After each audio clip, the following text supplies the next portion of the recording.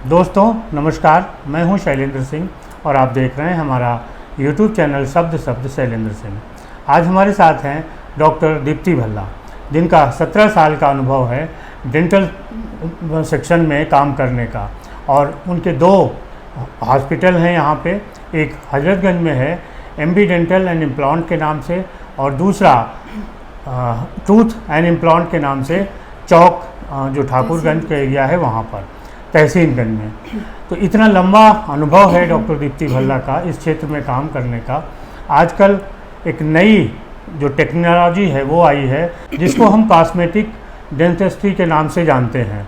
तो आज इसके बारे में हम बात करेंगे, क्या है, कितनी इसकी ज़रूरत है और इसको किस तरीके से अफोर्ड कर सकते हैं लोग। डॉक्टर साहब, बहुत बहुत आपका स्वागत है। जो सबसे पहला सवाल है कि जो कॉस्मेटिक डेंटिस्ट्री है वो है क्या, क्यों ज़रूरत इसकी पड़ती है और क्या क्या चीज़ें इसमें आती हैं। कॉस्मेटिक डेंटिस्ट्री में कोई भी प्रोसीजर दांतों से रिलेटेड जो कि सुंदरता को बढ़ाता है, हाँ। दांतों की, मसूड़ों की, जो भी चीज़ें हमें विजिबल होती हैं, मतलब किसी के चेहरे पे अगर स्माइल हम देखें तो जो जो चीज़ें विजिबल हैं, दांत, गम्स और बाइट, तो वो उसकी सुंदरता बढ़ाना, एस्थेटिकली उसको इम्प्रूव करना, वो सारे प्रोसीजर्स कॉस्मेटिक डेंटिस्ट्री में आते हैं। कॉस्मेटिक डेंटिस्ट्री में एक छोटे से प्रोसीजर जैसे क्लीनिंग से लेके एडवांस्ड सर्जरीज तक आती है। बहुत सारे प्रोसीजर्स हैं। इसमें हम काम करते हैं, जैसे दांत के बारे में अगर मैं बात करूं तो दांतों का जो शेड है वो सिर्फ पीला या सफ़ेद नहीं, क्योंकि जो पीला जिसको हम कहते हैं ना दांत पीले लग रहे हैं, वो पीला शेड भी एक सफ़ेद शेड का है, सफ़ेद का ही एक शेड है, ठीक है। That is again a part of white shade only, मतलब वाइट का ही वो एक शेड है। तो दांतों के शेड के ऊपर दांतों के साइज, शेप, उनकी पोजीशन, उनका अलाइनमेंट, गम्स का शेड, डीपिगमेंटेशन, पिगमेंटेशन कितना है, मतलब थोड़े काले हैं कि पिंक हैं, वो, और पूरी ओवरऑल बाइट कैसी है, तो वो सारे प्रोसीजर्स कॉस्मेटिक डेंटिस्ट्री में आते हैं। अच्छा, तो कैसे इनका इलाज होता है, क्या क्या समस्याएं आती हैं पहले? जैसे कोई सपोज पर्सन है, उनके दांत, पहले हम बात करेंगे शेड की। तो शेड में तो किसी के दांत गंदे हैं तो वो काला, उसमें कालापन है या येलोइश हैं, या फिर स्टेन्स हैं, कोई कैलकुलस जमा है, तो वो सारी चीज़ें उसको ठीक करना, मतलब उसमें क्लीनिंग, पॉलिशिंग और वाइटनिंग, शेड की अगर हम बात करें तो वो ये चीज़ आ गई, उससे इसको ठीक किया जाता है। और शेड को ठीक किया जाता है तो वेनियर्स देके ठीक किया जा सकता है। जैसे कोई स्टेन्स हैं जो कि हम क्लीनिंग से, पॉलिशिंग से, वाइटनिंग से नहीं ठीक कर सकते हैं, तो वेनियर्स एक प्रोसीजर होता है जिसमें दांत के आगे की लेयर ही पूरी चेंज कर दी जाती है, क्राउन से चेंज कर सकते हैं। एक ये तो हो गई शेड की बात। अब शेप में अगर हम देखें कि शेप में सपोज किसी का दांत टूटा हुआ है, टेढ़ा है, टेढ़े मेढ़े होना, वो अलाइनमेंट में आ गया, उसको भी ठीक करना इसी में आता है कॉस्मेटिक डेंटिस्ट्री में।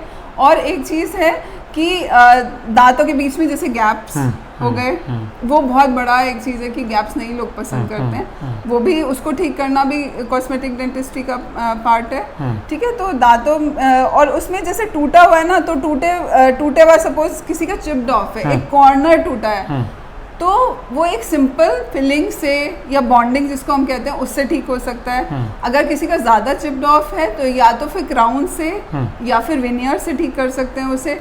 दांतों के बीच में गैप है तो वो अलाइनमेंट, ऑर्थोडोंटिक ट्रीटमेंट जो होता है, जैसे ब्रेसेस वाला ट्रीटमेंट, उससे ठीक कर सकते हैं, या फिर दांतों पे क्राउन्स देके इक्वली बैलेंस करके पूरी चीज़ें जगह को क्राउन से ठीक कर सकते हैं। तो बहुत सारे प्रोसीजर, मतलब हम ये नहीं कह सकते कि कॉस्मेटिक डेंटिस्ट्री इस पर्सन के लिए एक पर्टिकुलर प्रोसीजर कौन सा लगेगा, तो वो केस टू केस डिफर करेगा। अच्छा, तो क्या इनकी कास्ट आती है, कितना टाइम लगता है? हाँ, थोड़ा सा ये कॉस्मेटिक डेंटिस्ट्री जैसे सुनने में लगता है कि बहुत फैंसी चीज़ है, कॉस्मेटिक जुड़ा हुआ है, तो लगता है कि बहुत कॉस्टली होगा। लेकिन कभी कभी जैसे सपोज हमें सिर्फ क्लीनिंग करनी है, क्लीनिंग, पॉलिशिंग किया और उसी से आपके दांत ने चमक गए, साफ हो गए, तो वो 1500 से लेकर 2500 तक के बीच में उसका लगभग कॉस्ट आती है।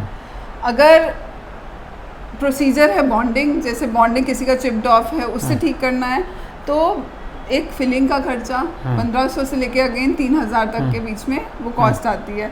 वाइटनिंग की अगर हम बात करें तो समवेयर अराउंड 5000 to 8000, मतलब डिपेंड करेगा आपको कितना शेड वाइटर दांत चाहिए और कितनी सिटिंग्स में हो रहा है उसका, तो लगभग उतनी कॉस्ट आती है। वेनियर्स की अगर हम बात करें तो एक अच्छा एस्थेटिक क्राउन्स वेनियर्स जो होते हैं वो लगभग 8 से 10,000 रुपये, 12,000 रुपये, डिपेंड करता है वो फिर कंपनीज के ऊपर भी, हम कौन सी कंपनी के क्राउन्स ले रहे हैं, तो वो लगभग कॉस्ट आती है।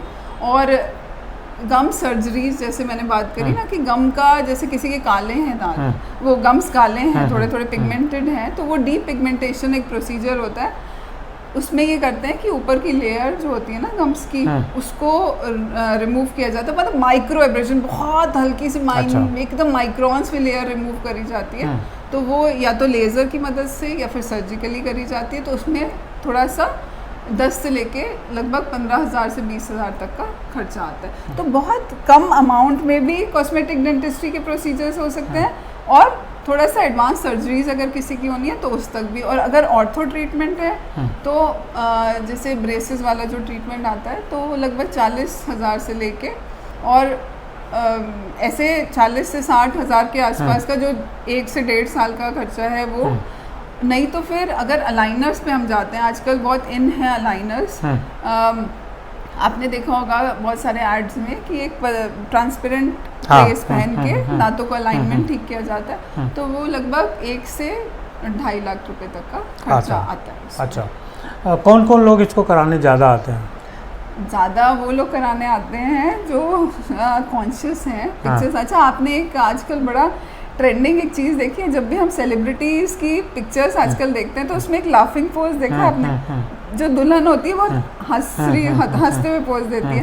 पहले क्या होता था याद करिए, पहले दुल्हन नजरें झुका के दांत बंद करके बैठी रहती थी, तो अब वो सारी चीज़ें चेंज हो गई। तो अब कभी भी जो पिक्चर्स लोग कॉन्शियस हैं कि हमारी पिक्चर्स अच्छी आए, एक तो वो लोग, प्लस अगर किसी की शादी होनी है या कोई फेस्टिव सीज़न है जब आप स्पेशली कराते हैं ये सारे प्रोसीजर्स, या फिर मैं कहूँगी कि ये खाली अच्छा देखने में भी हेल्प करता है, आपको एक कितना कॉन्फिडेंस देता है जब आप बात करते हैं सामने वाले से, कितना कॉन्फिडेंटली आप बात करेंगे। अगर टूटा हुआ दांत है, मिसिंग दांत है, किसी का नहीं है दांत, तो वो मुँह ही नहीं कॉन्फिडेंट ही नहीं होते हैं। तो वो सारे लोग जो कि चाहते हैं कि हम अच्छे दिखें, हम अच्छे से कॉन्फिडेंटली बात कर सकें, हमारी स्माइल ब्यूटीफुल हो, तो वो लोग प्रोसीजर्स कराने आते हैं। असल में क्या ना है कि जब आप अच्छा स्माइल करते हैं तो अच्छा दिखते हैं, और स्माइल में जब आपके दांत सुंदर दिखते हैं